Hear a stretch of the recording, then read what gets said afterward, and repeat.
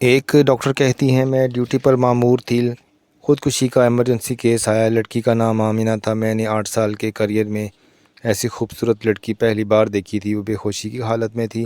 اس کو اٹھا کر لے آنے والے اس کے والد تھے۔ والد ماشاءاللہ بہترین پرسنالٹی کے مالک تھے، مگر بیٹی کی حالت نے ان کو اس وقت بے حال کر دیا تھا۔ پتہ نہیں کیوں مجھے لڑکی کا پیارا اور اس کے والد پر بہت رحم آیا۔ لڑکی کو آپریشن تھیٹر لے کے آیا گیا۔ آپریٹ کر کے اس کو دوسرے وارڈ میں شفٹ کر دیا گیا۔ گھر والوں کو بتایا گیا کہ لڑکی کی حالت خطرے سے باہر ہے۔ یہ سن کر لڑکی کا والد غربا میں کچھ تقسیم کرنے نکل گیا۔ میں نے اس کی والدہ کو آفس میں بلایا اور پوچھا کہ آپ کی بیٹی کو کیا ہوا ہے۔ مختصراً لڑکی کی والدہ نے جو مجھے کہانی سنائی وہ کچھ یوں تھی کہ ہماری بیٹی نے ٹیکسٹائل انجینئرنگ کر رکھی ہے۔ سارے والدین کی طرح ہماری بھی خواہش تھی کہ ہماری بیٹی بھی اپنے گھر کی ہو جائے۔ چنانچہ ہم نے آمنہ کی پسند پوچھی۔ ہماری بیٹی نے مشرقی لڑکیوں کی طرح بولا، جو آپ کا فیصلہ ہوگا وہی میرا فیصلہ ہوگا۔ اس نے سارا اختیار ہم کو دے دیا۔ چنانچہ اس کے رشتے کی بات چلائی گئی۔ آمنہ کو دیکھنے ایک فیملی آئی۔ اچھی طرح ہاتھ تواضع کی اور خدمت سے مستفید ہونے کے بعد عورتیں آمنہ کے کمرے میں گئی۔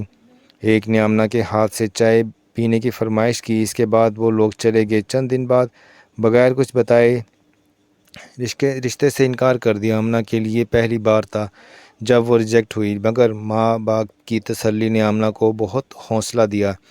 ایک بار پھر آمنہ کو دیکھنے فیملی آئی۔ چائے پینے کے بعد اجازت چاہی اور کچھ دن بعد یہ کہہ کر انکار کر دیا کہ لڑکی کو مہمان نوازی نہیں آتی، کیونکہ اس نے لڑکے کی ماں کو ٹیبل سے اٹھا کر چائے پیش نہیں کی بلکہ عام مہمانوں کی طرح ٹیبل پر چائے رکھ کر دی۔ اس انکار کے ساتھ آمنہ اور آمنہ کے والد بھی اندر سے ٹوٹ پھوٹ گئے۔ اللہ کی رضا سمجھ کر صبر کیا۔ کچھ دن بعد ایک نئی فیملی آئی۔ اس فیملی کے بیٹھتے ہی آمنہ نے ان کے پاؤں کے جوتے بھی اتارے اور اس جگہ چائے پیش کی۔ اس فیملی نے ایک ہفتے بعد یہ کہتے ہوئے انکار کر دیا، کیا آپ کی بیٹی پر جنات کا سایہ ہے؟ ورنہ کوئی مہمان پہلی بار گھر آتا ہے تو اس کی اتنی مہمان نوازی کون کرتا ہے؟ پچھلے 8 سالوں میں 100 سے زیادہ رشتے آئے آمنہ کے لیے۔ کچھ نے یہ کہہ کر انکار کر دیا کہ آمنہ کی عمر زیادہ ہے، اور احسان جتاتے ہوئے کہا کہ اگر زیادہ مجبور ہیں تو ہمارا ایک 48 سال کا بیٹا ہے جس کی اپنی دکان ہے، اس کے لیے ہم آمنہ کا رشتہ قبول کرتے ہیں۔ اتنا کہتے یہ آمنہ کی ماں کی سسکیاں رونے لگی اور کہا کہ آپ بھی تو ایک ماں ہیں، اور ماں جتنی بھی مجبور ہو غیروں کی سامنے کبھی کہہ سکتی ہے۔ اور میری بیٹی کل سارا دن میرے سینے سے لگ کر روتی رہی اور کہتی رہی، ان لوگوں کے معیار تک آتے آتے میری عمر زیادہ ہو گئی ہے۔ اور ماں بولی، نہ جانے کب اس نے دنیا کو الوداع کرنے کا فیصلہ کر لیا، اور کہتی رہی کہ میرا منحوس سایہ میری بہن کو بھی والد کی دہلیز پر بوڑھا کر دے گا۔ میں نے آمنہ کی والدہ کو پانی پلایا۔ اتنے میں اس کے والد اور پیچھے سے وارڈ بوائے کمرے میں داخل ہوا اور بتایا کہ آمنہ کو ہوش آ گئی ہے۔ آمنہ کی والدہ بجلی کی تیزی سے وارڈ میں داخل ہوئی، آمنہ کا سر اٹھایا اور سینے سے لگا کر رونے لگی۔ اتنے میں اور آمنہ کا باپ بھی وارڈ میں داخل ہوئے۔ آمنہ ماں کو جھوڑ کر باپ کے گلے لگ کے رونے لگی اور کہنے لگی، بابا بیٹیاں بوجھ ہوتی ہیں، پاپا آپ نے مجھے کیوں بچایا؟ مجھے مرنے دیتے تاکہ میرا منحوس سایہ گھر سے نکلے اور گڑیا کی شادی ہو جائے تو وہ دہلیز پر رہے گی اور بوڑھی ہو جائے گی۔ آمنہ کا باپ چپ چاپ آنسو بہا رہا تھا۔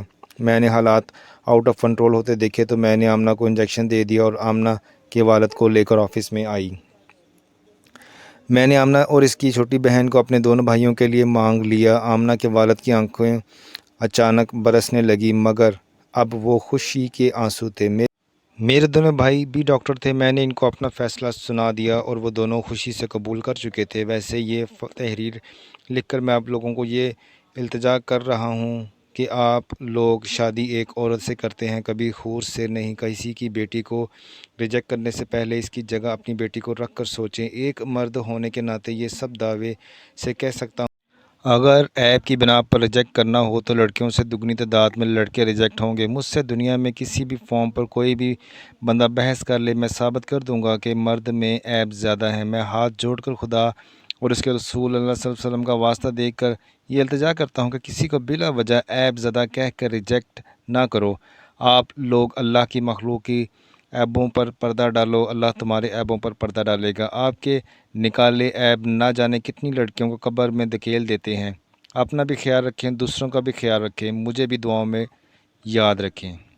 انشاءاللہ اگلی ملاقات پھر ہوگی، تب تک کے لیے اجازت دیجیے۔ میرے چینل کو لائک اور ویڈیو کو شیئر کر دیجیے۔ اللہ حافظ۔